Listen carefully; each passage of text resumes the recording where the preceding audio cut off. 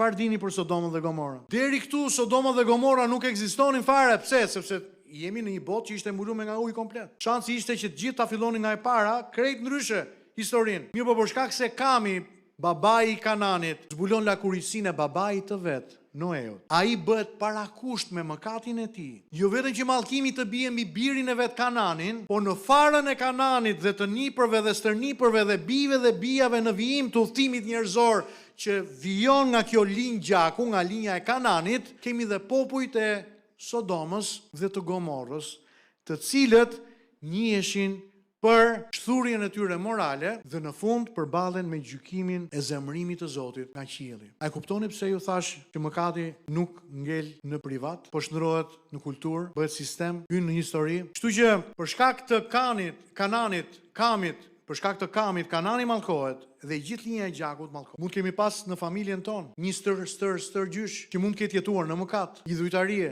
mund të ketë jetuar në një mëkat të tmerrshëm. Ti as nuk e ke njohur kurrë ndonjëherë. Si mendoni, e ka njohur Sodomasit dhe Gomorasit historinë e Kamit?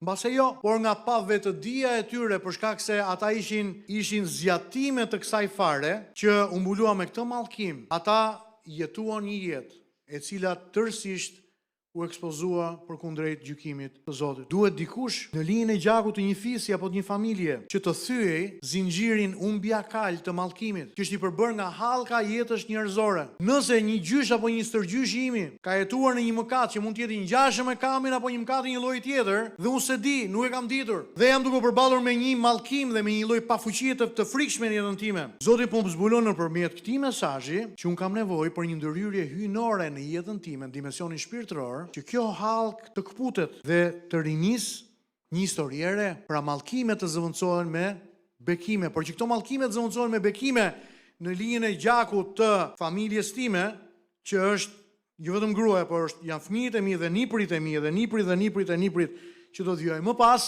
un jam hallka që duhet të kpus linjën e mallkimit në zinxhirin e gjatë të paraardhësve të mi.